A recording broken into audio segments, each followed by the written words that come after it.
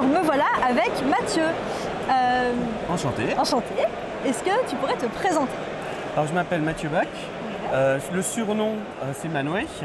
Je suis de France et vous me présentez plus en détail. Je suis le président de la Fédération française de 40K et je suis arbitre au WTC aujourd'hui.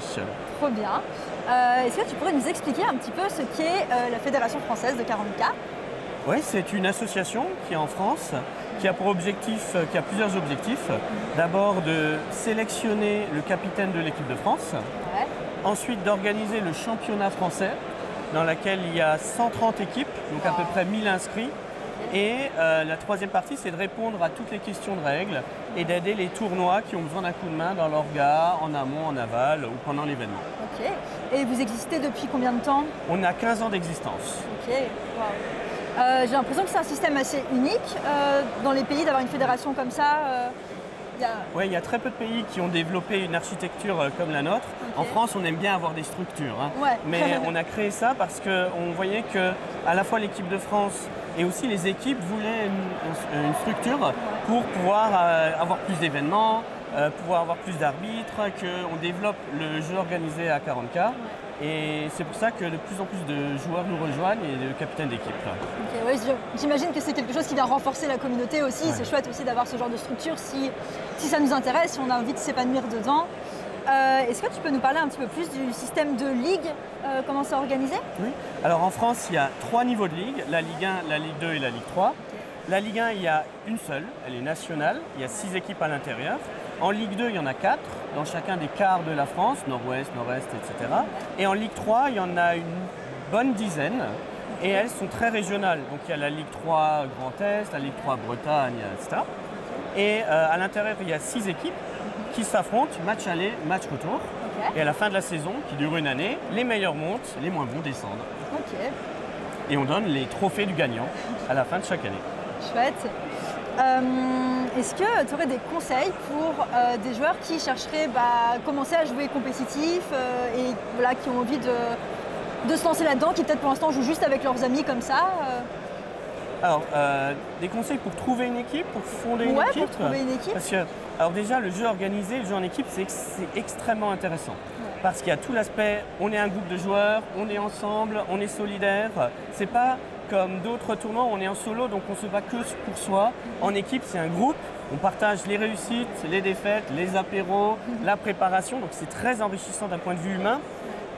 Pour trouver des joueurs ou pour monter une équipe, on vous conseille de rejoindre soit le Discord de la Fédération, soit le Facebook, nous contacter. Il y a chaque année des joueurs et des équipes qui se montent et ça crée des dynamiques très fortes. Donc c'est une bonne idée, c'est une bonne expérience. Je conseille à tous de faire partie d'une équipe, j'en fais partie. Okay. Rejoignez les Discord et les Facebook et on vous aidera. Okay. Trop bien, merci pour ça. Est-ce que du coup, pour revenir un petit peu à l'événement de cette semaine, tu peux nous expliquer un peu pour toi comment ça va se passer la semaine? C'est quoi ton planning? Alors, le planning, ça a commencé dimanche dernier, où on était vraiment ici en Belgique. Parce qu'avant, il y avait 2 mois de rédaction des règles, des FAQ, donc les clarifications qu'on fait nous, les terrains, la vérification des listes, etc. Donc ça, c'est la phase amont. Ouais. Ensuite, là, sur site, on a commencé dimanche à trier toutes les tables. Ensuite, lundi, hier, on a installé les tables, les décors, les tapis, tout le lieu. Okay. Aujourd'hui, mardi, mercredi, jeudi, c'est le single, le solo. Donc là, on va arbitrer. Vendredi, samedi, dimanche, c'est l'équipe. On va réarbitrer. Et lundi, on enlève tout et on rentre chez soi. Ok, donc assez intense. Très intense. Il y a 3 games par jour. Okay. Dans le solo et dans l'équipe, il y a 2 games par jour. Un peu plus light. Ça va. Et comment ça a été de se préparer dans le contexte de la V10? Est-ce que ça change beaucoup de choses? Toi, est-ce que tu fais des choses différemment? Ouais, il y a les règles qui ont... Le fait d'être arbitre, de gérer le temps, de gérer les relations humaines, de gérer les conflits, ça n'a pas changé. Ouais. Par contre, sur les règles, il y a eu un certain nombre de changements. Donc, ce qui est très dur, c'est de désapprendre la V9, d'enlever les réflexes, de réapprendre la V10, d'apprendre sur l'expérience, de corriger certains éléments et ensuite de diffuser toutes les bonnes pratiques à nous, puis aux équipes. Et ça prend du temps, ça prend un peu d'énergie, mais c'est une vraie passion. Ok, je comprends. Et notre corps arbitral, là, on est 12 arbitres dans l'événement, dont 8 Français. Ouais. Parce qu'il y a beaucoup, dans le solo, beaucoup de Français ou de French speaking, de Belges, de Suisses qui parlent français. Donc on s'est dit, on va venir en force pour justement aider tout le monde. Alors il me semblait que pour la partie en équipe, il faut parler en anglais tout le temps. Et dans le solo, c'est autorisé de parler en français. Si les deux adversaires sont francophones et que l'arbitre est francophone, on peut parler français. Ça va. Ça fait sens, ça fait sens. Bon, et peut-être pour revenir à toi un petit peu plus personnellement, du coup, tu es un joueur compétitif aussi. Est-ce que, là, tu joues pas, mais est-ce qu'il y a d'autres compétitions auxquelles tu participes ou est-ce que... Alors, dans le passé, oui. Ouais. Je suis un joueur d'abord Space Marine plutôt. D'accord.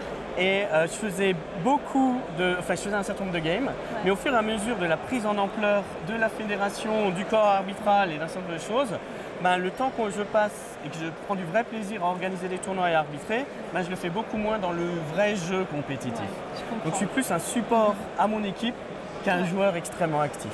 Ok. Et peut-être pour terminer, est-ce que tu pourrais nous dire quelle est ta faction de cœur, ta faction préférée? Ah, ça c'est une question assez compliquée.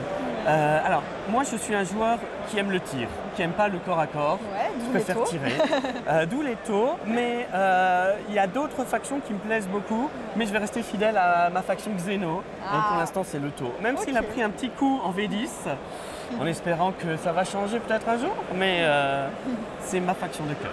Ok, trop bien. Bien écoute, un grand merci pour le temps accordé. Merci à toi, un grand plaisir. Voilà, puis à bientôt. À très bientôt.